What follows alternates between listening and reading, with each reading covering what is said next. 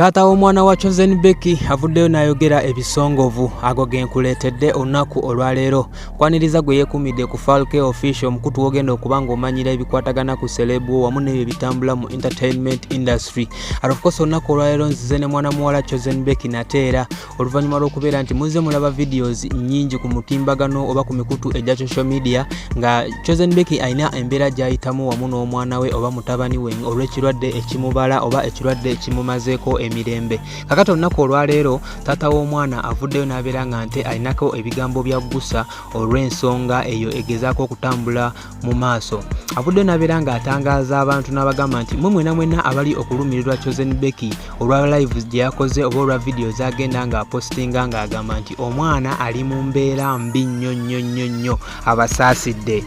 Avuddeyo n'agamba nti yes omwana yaliko mu mbeera embi era nga akavidiyo oba bu video bwe mugenda mulaba yali yabulikodinga dda naye nga teyasobola kubeera nga abuta. Wabula kati ensonga emuleetedde okuba nga abuzza bubeere obupya mbu alina vidiyo y'oluyimba omukyalo ono gy'ayagala okubeera nga ayisaawo oba oluyimba lwe lwali okukolera akalango lugenda okutuuka nga bambi muluwa obudde oba amatu nti yalukolera mu bbanga omwana we yabeerera omulwadde nga bw'omanyi nti yes abantu banakuwalirako nnyo oyo abeera mu buzibu ebiseera ebisinga. Taata w'omwana ono avuddeyo n'agamba nti Chosen Becky bino byonna byakola nti yes omwana kituufu yaliko omulwadde naye yawona dda nti omwana yawona dda era avuddeyo n'agamba nti we mubanga mugamba nti byenjogera nnimba wabeewo munnamawulire akubira Chosen Becky essimu amubuuze nti ssaawa zino muli mu ddwaliro ki oba omwana bamujjanjabira mu ddwaliro ki. Bw'anaafuna omukisa n'amugamba eddwaliro mwe bali munnamawulire yeesitule agendeyo bw'anaabasangayo then bajja kakasa nti ono omusajja byayogera biki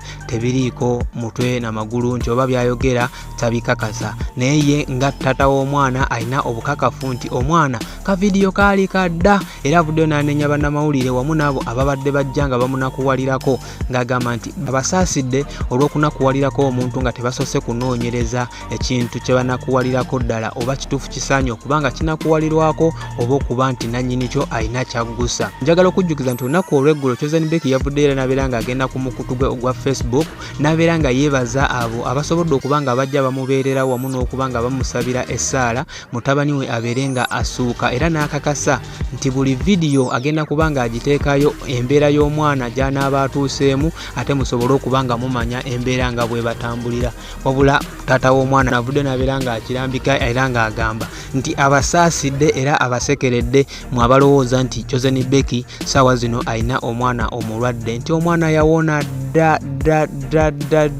Wabula era n'abamu ku babeera ku mikutu egyo egy'enjawulo bavuddeyo ne babeera nga bagamba nti Chosen Becky amaziga gaakaabira ku live oba ku mikutu egy'enjawulo nedda ero si ddagala kyalina okukola kiba nga omwana ddala kituufu mulwadde ate nga n'ebirwadde ebimuluma tannaba kubeera nga yes abitegeera akwate omwana amutwala ewaabwe.